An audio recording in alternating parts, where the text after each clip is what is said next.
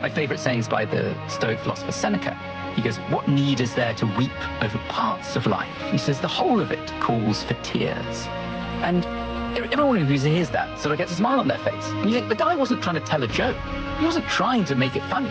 He was just trying to be bleak and say it how it is. And then it makes us smile out of relief. And the relief is, phew, it's not just me.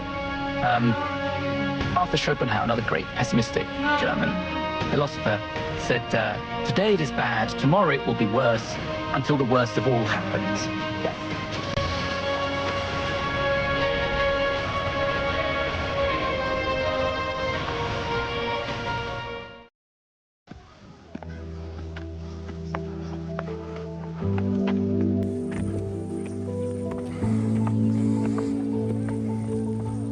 When the Roman philosopher Seneca wrote those words nearly 2,000 years ago, he wasn't trying to be funny. He wasn't trying to become famous. He wasn't writing something dramatic so people would quote him on social media centuries later. He was simply describing life as honestly as he could see it. Yet strangely, whenever most people hear that quote, they smile. They don't burst into tears. They don't become depressed. They smile. Why? Because there is something incredibly comforting about someone finally saying what everyone else is afraid to admit. Life is hard. Not just for you, not just for me, not just for the people struggling to pay rent or fighting an illness or trying to rebuild after failure. Life has always been difficult. The relief comes from realizing that you're not the only one carrying invisible weight. Every person you admire has carried it. Every successful person has carried it. Every philosopher, every emperor, every millionaire, every athlete, every artist. Behind every smile is a battle that nobody else fully understands. That's why Seneca's words don't feel cruel. They feel liberating. Because once you stop expecting life to be easy, every good day starts feeling like a gift instead of an entitlement. Another philosopher, Arthur Schopenhauer, once said, "Today it is bad, tomorrow it will be worse, until the worst of all happens, death." Now if you've never heard Schopenhauer before, you might think, who hurt this guy? He sounds like the kind of friend who would show up to your birthday party just to remind you that you're getting older. But beneath his dark sense of humor was another uncomfortable truth. He believed that human beings suffer because we constantly chase things we think will finally make us happy. More money, a better job, more followers, a bigger house, a nicer car, a better body, a relationship. Then when we finally get those things, we discover that the excitement fades. We simply find something new to chase. The Stoics agreed with part of that idea, but they reached a different conclusion. They didn't say life was hopeless. They said life becomes peaceful the moment you stop demanding that it owes you comfort. And perhaps no one embodied that lesson more than Seneca himself. It's easy to quote wise men after they've died. It's much harder to imagine the lives they actually lived. Seneca wasn't born into a peaceful retirement where he spent his mornings drinking tea and writing philosophical books beside a quiet river. His life was chaos. He was born into one of the most powerful empires in history, Rome. From a young age, he was brilliant. His speeches impressed everyone. His writing was elegant. His intelligence made him famous. But fame has always attracted enemies. Eventually, politics turned against him. He was falsely accused and exiled to the island of Corsica. Imagine that. One day you're respected in the center of civilization. The next day you're isolated on a rocky island, far away from your family, your career, your influence, and almost everyone you've ever known. Most people would spend years asking one question: why me? But Seneca didn't waste his exile complaining. He wrote, he reflected, he trained his mind. Because Stoicism isn't about controlling events. It's about controlling your response to events. Think about them. The world can take away your job. It can take away your money. It can take away your reputation. Sometimes it even takes away the people you love. But your character that belongs to you, unless you willingly surrender it. Years later, Seneca was invited back to Rome. Suddenly, everything changed. He became one of the richest men in the empire. He advised emperors. His influence reached across Rome. From exile to extraordinary power. Sounds like the perfect ending, doesn't it? Except life rarely follows Hollywood scripts. The emperor he was assigned to mentor was a young man named Nero. At first there was hope.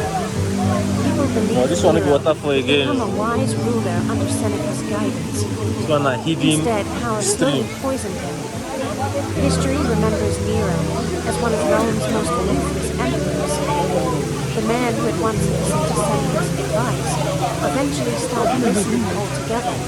Imagine spending years teaching someone wisdom, only to watch them choose cruelty instead. Imagine realizing that all your influence cannot force another human being to become good. How many parents know that feeling? How many teachers? How many friends? How many people have watched someone they love destroy themselves despite every warning? Seneca understood that pain. Eventually he withdrew from politics, happy to live quietly. But tyrants are suspicious people. Even silence looks dangerous to someone consumed by fear. Nero accused Seneca of participating in a conspiracy. Whether it was true hardly mattered. The sentence had already been decided. Seneca was ordered to take his own life. Think about that for a moment. After surviving exile, after achieving unimaginable success, after becoming one of the wealthiest men in Rome, after writing books that outlived empires, his reward was a death sentence. And yet, according to historical accounts, Seneca faced death with remarkable calm. Not because he wanted to die, not because he wasn't afraid, but because he had spent decades preparing for the one event every human being must eventually face. The Stoics had a practice called memento mori. Remember that you must die. To many people, that sounds depressing, but the Stoics believe the opposite. When you remember that life is temporary, you stop wasting it. You stop postponing the phone call you've been meaning to make. You stop waiting for the perfect time to chase your dream. You stop holding grudges Don't worry, that I'm only recording. poison your own heart. You stop pretending you'll live forever. Because you won't. Neither will I. Neither will anyone listening to this video. And strangely, You know what? that's what makes today valuable.